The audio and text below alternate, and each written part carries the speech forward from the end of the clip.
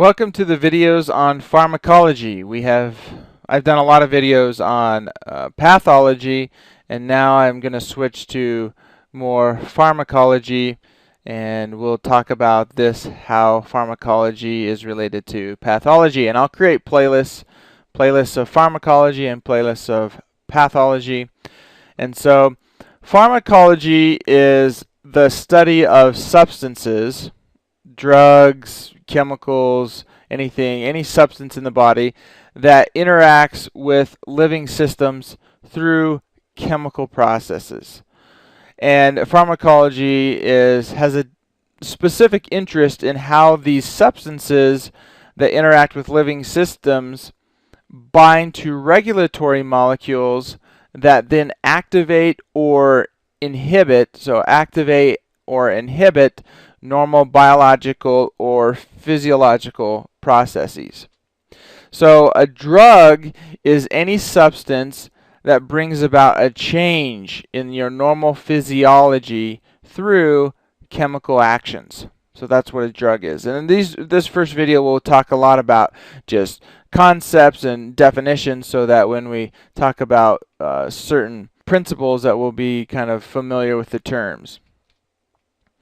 So there is agonists and antagonists when you talk about pharmacology and drugs or these substances. So what an agonist does is an agonist activates. So turns on, if you will.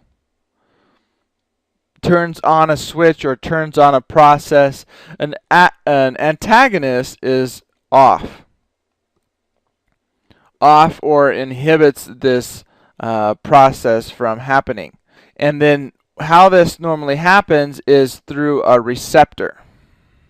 And a receptor is, let's say this is a cell membrane here, and there's some kind of molecule or protein that sits inside this. This has some kind of receptor.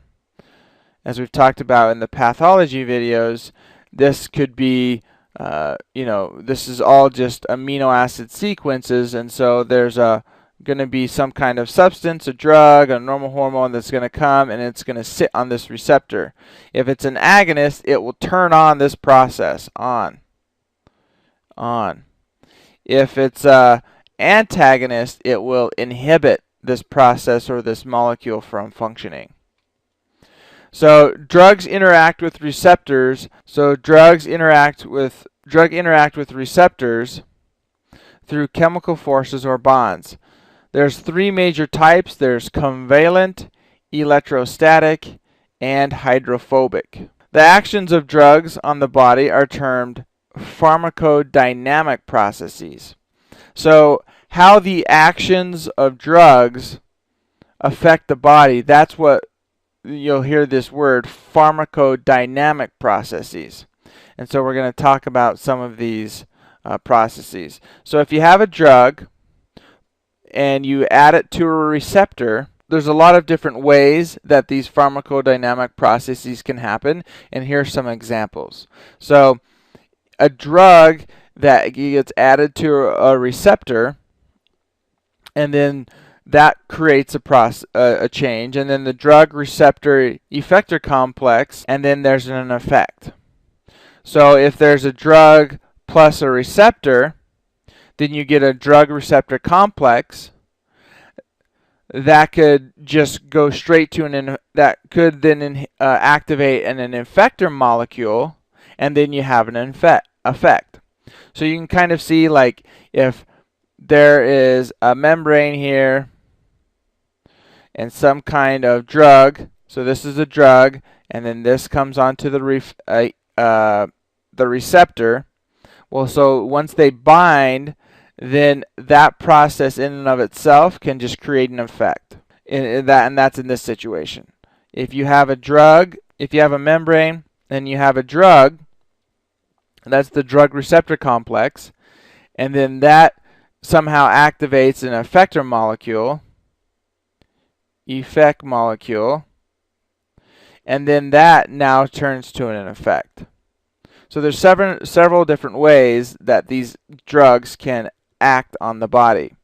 So if you have a drug plus a receptor, well then that equals the drug receptor complex. Then there's another mechanism that activates a coupling molecule.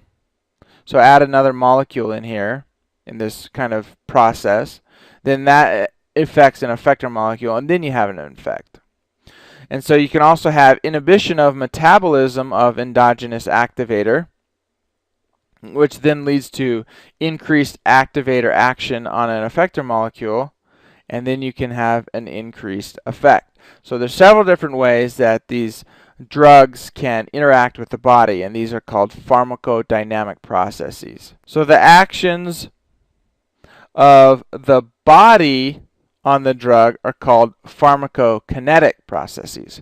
So pharmacodynamic processes is how the drug is acting on the body, and then pharmacokinetic processes are how the body is acting on the drug. And a couple more terms here. Drug affinity is the tendency of two substances to form strong or weak chemical bonds forming molecules or complexes. So drug affinity is the tendency of a drug and a receptor, or two drugs, or a receptor and a molecule, an effector molecule. The drug affinity is the tendency of two substances to kind of interact with each other. And then drug efficacy is the ability of the drug to produce the desired treatment or therapeutic effect. So drug affinity is a tendency of how well these two molecules want to work together, and drug efficacy is how effective is the drug, or what's the ability of the drug to produce the desired effect. So we have here a picture, and this hopefully this will kind of clear up a lot of the last slide. So the agonist right here, this molecule, so this is going to be a receptor here.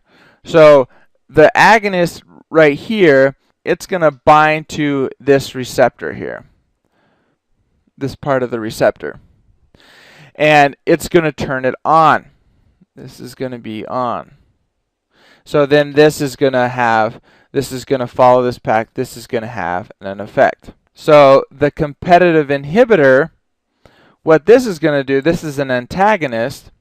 What this is going to do, it's going to compete, because it's kind of got this same shape here as this curve. It's going to compete for this binding site. So if this is, if I have 6 molecules of this and I have 6 molecules of this, and they both have the same kind of shape to fit into this receptor, they're going to compete for that. And this is an antagonist, so it's going to turn off. It's going to turn off this process, so there will be no effect if this competitor inhibitor binds here. You can also have an allosteric activator, which is a different molecule or a different binding site, different than the normal receptor. And you can have an allosteric inhibitor. And what this does is, if this purple molecule comes up here and binds here to this part right here, what that does is it makes a conformational change. And you hear that a lot. What is a conformational change? What it means is that through the chemistry and biochemical processes, if this allosteric inhibitor molecule comes and sits in this receptor, what it will do is it will change shape. It will change shape. So maybe like right here, instead of a circle here, it will maybe block this off. It will fill in this hole. And if it fills in this hole, then this agonist or this antagonist molecule can no longer bind, and so you'll never get an effect. And so, and another thing that's interesting about this is these log doses.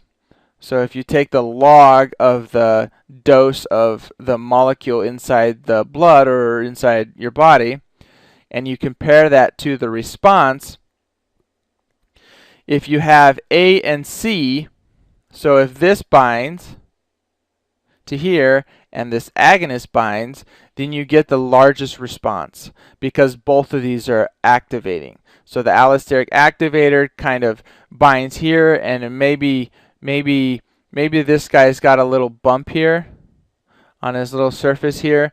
Well, then the allosteric activator might put a little bump here, and so this guy will be able to bond to this receptor site much more efficiently and effectively, and maybe stronger too. And so that will create a greater response. And so that's why you see A and C have the best response. So then if you have A alone, if you have this agonist, and it comes in here and binds to this site here, then you have a certain response. And then if you have A and B, and you can kind of see that if you have equal amounts of A and B, you can, it kind of delays the response, but eventually it will get up to the same response as A. It just might take longer because these competitive inhibitors binding, and then it's coming off, and then the agonist takes a turn, and then this one takes a turn, so they kind of switch back and forth. But if you add more of a concentration, so this is more of a concentration of A, then that will overcome this competitor inhibitor, because it's just probability, right? If I have 6 of these and 6 of these, if I increase the concentration by 100-fold or something, so then I have 600. I have 600 compared to 6. Well, then it's just probability that this agonist is going to bind to this site a lot more than the competitive inhibitor. So you can overcome this antagonist by increasing the concentration. And then if you have an A and D scenario where you have A and you have D, this allosteric inhibitor comes and it might bind to this site right here. Well, then that's going to cause a conformational change in this molecule where it's going to change shape, and the agonist won't bind to this receptor as much, and so you'll get a lower response. And in this picture it shows that the agonist still is able to bind, but there's some cases where this guy completely blocks it off, so you'll just get a flat line.